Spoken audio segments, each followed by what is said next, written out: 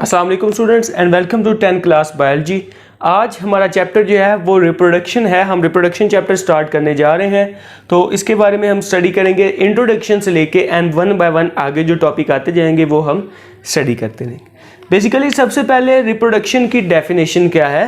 सो reproduction की definition ये है कि फॉर्मेशन या production of new individuals, production of new individuals of the same species,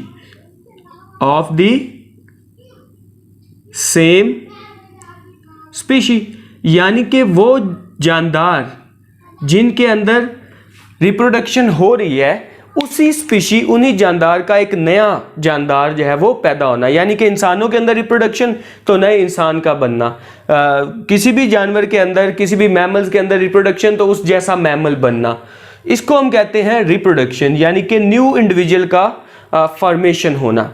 अब इसकी इंपॉर्टेंस थोड़ी सी लिखी हुई है। वो इंपॉर्टेंस क्या है कि बेसिकली कोई भी इंडिविजुअल जो है, ये जो इंडिविजुअल की बात की, वो रिप्रोडक्शन के बगैर तो रह सकता है, यानी कि वो अपनी लाइफ में रिप्रोडक्शन का अमल ना करे तो अपना लाइफ का टेन्योर पूरा कर सकता है, लेकिन कोई भी स्पीशी रिप्रोडक्शन के बगैर नहीं रह सकती।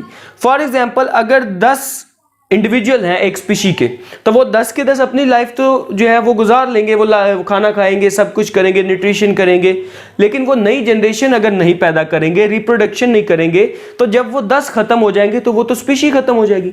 अगर 10 शेर हैं तो वो 10 के 10 अगर रिप्रोडक्शन नहीं करते, नए इंडिविजुअल की प्रोडक्शन नहीं होती, तो वो तो स्पीशी खत्म हो जाएगी। तो इंडिविजुअल तो रिप्रोडक्शन के बगैर सर्वाइव कर सकता है, लेकिन स्पीशी जो है वो रिप्रोडक्शन के बगैर सर्वाइव नहीं कर सकती। रिप्रोडक्शन की 2 मेजर टाइप्स हैं। एक का नाम है सेक्सुअल रिप्रोडक्शन और एक का नाम है asexual reproduction. Sexual reproduction basically fusion of gametes होता है, यानी कि यहां पे male gametes plus female gametes, male से और फीमेल से गैमीट्स, जिन्हें मेल वाले को हम स्पर्म कहते हैं और फीमेल से एग कहते हैं, जब ये मिलते हैं तो नया इंडिविजुअल जो है वो पैदा होता है। तो ऐसी रिप्रोडक्शन जिसके अंदर फ्यूजन ऑफ गैमीट्स हो, fusion of sperm and egg हो, उसको हम कहते हैं सेक्सुअल रिप्रोडक्शन।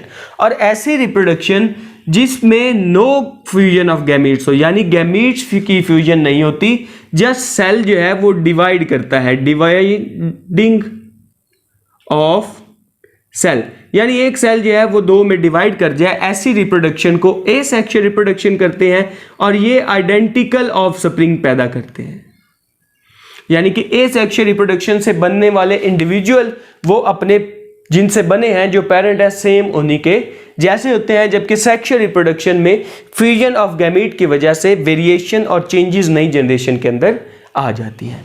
तो ये जो 2 मेजर टाइप्स हैं ये रिप्रोडक्शन की है, और इन्हीं को वन बाय वन आगे स्टडी किया जाएगा। इनके अंदर कितने पार्ट्स हैं, कितनी इनकी टाइप्स हैं, उनको स्टडी करेंगे। सो आज हम जो स्टार्ट करने जा रहे हैं वो मेथड ऑफ एसेक्सुअल रिप्रोडक्शन है, यानी कि वो रिप्रोडक्शन जिसके अंदर एक सेल डिवाइड करके 2 में बन जाता है और वो आइडेंटिकल होते हैं अपने पेरेंट के जैसे। तो इसका पहला टाइप जो है वो बाइनरी फिशन है। बाइनरी फिशन का बेसिकली मतलब है dividing into 2, dividing into 2 simply, यानी कि कोई भी एक सेल हो तो वो सिंपली 1 से 2 में डिवाइड कर देगा। फिजन का मतलब होता है टूटना, बाइनरी का मतलब है 2 में। एक सेल है वो सिंपली 2 के अंदर डिवाइड कर देगा, तो इस मैकेनिज्म को हम बाइनरी फिशन कहते हैं। और ये मैकेनिज्म प्रोकैरियोट में, बैक्टीरिया में, प्रोकैरियोट्स में होता है, जिसमें हम बैक्टीरिया की एग्जांपल लेंगे, और यूनिसेलुलर यूकैरियोट्स में होता है, जिसमें हम प्रोटोजोन की एग्जांपल लेंगे। यूनिसेलुलर यूकैरियोट्स, इसमें हमारे पास एग्जांपल प्रोटोजोन्स की है। प्रोटोजोन्स के अंदर भी और बैक्टीरिया के अंदर भी सिंपली एक सेल जो है वो डिवाइड करके दो बना देता है, और उन सेल को हम डॉटर सेल या ऑफ स्प्रिंग सेल का नाम देते हैं, और जो डिवाइड होता है उसे हम पेरेंट सेल का नाम देते हैं। अब इसमें सिंपली जो है जेनेटिक, क्योंकि जेनेटिक मटेरियल का डिवाइड होना ज़रूरी है। हमारी डिवीजन, हमारी बॉडी के पार्ट जो हैं वो बेसिकली जेनेटिक मटेरियल के ऊपर डिपेंड करते हैं। तो genetic material first of all copied होगा। जेनेटिक मटेरियल जो है वो कॉपी होता है, कॉपी होने के बाद वो 1 से 1+1 यानी कि 2 कॉपियां बन जाती हैं, और फिर वो 2 में आगे दोनों सेल के अंदर चला जाता है। मैकेनिज्म देखेंगे कि किस तरह ये काम होता है। फर्स्ट ऑफ ऑल हम बैक्टीरिया के अंदर देखेंगे, क्योंकि हमें पता है कि जो बैक्टीरिया है वो प्रोकैरियोट्स है और उसके अंदर न्यूक्लियस जो है वो नहीं होता। ये प्रोकैरियोट्स जो है वो है। प्रोकैरियोट्स के अंदर न्यूक्लियस तो होता नहीं है, तो सिंपली प्रोकैरियोट्स के अंदर जो है वो जेनेटिक मटेरियल पड़ा होता है जो क्रोमोसोम के नाम से हमें जानते हैं। अब इसमें क्या होता है, ये एक सेल है जिसे हम पेरेंट सेल का नाम भी देते हैं। पहला मैकेनिज्म क्या होता है कि इस पेरेंट सेल का ये जो जेनेटिक मटेरियल है ये कॉपी होगा, क्योंकि जब तक जेनेटिक मटेरियल कॉपी नहीं होगा तब तक कैसे कोई सेल जो है वो डिवाइड कर सकता है।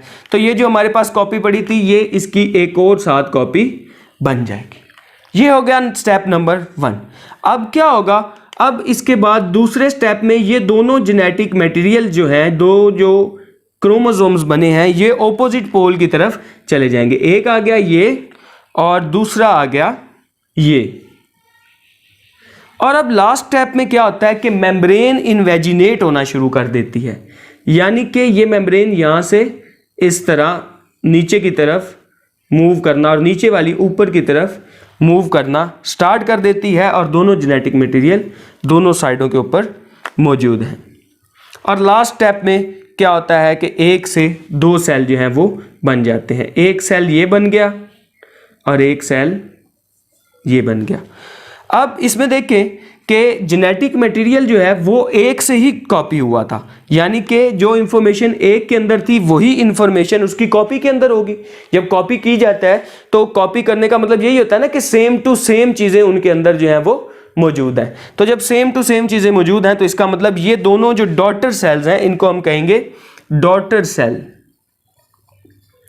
ये अपने पेरेंट सेल की तरह सेम टू सेम होंगे, इनकी सारी इंफॉर्मेशन उस तरह। अब ये तो बैक्टीरिया और प्रोकैरियोट्स की बात होगी, तो जिसमें सिंपली जेनेटिक मटेरियल साइटोप्लाज्म में पड़ा हुआ होता है। अब दूसरी बात आ गई यूकैरियोट्स की।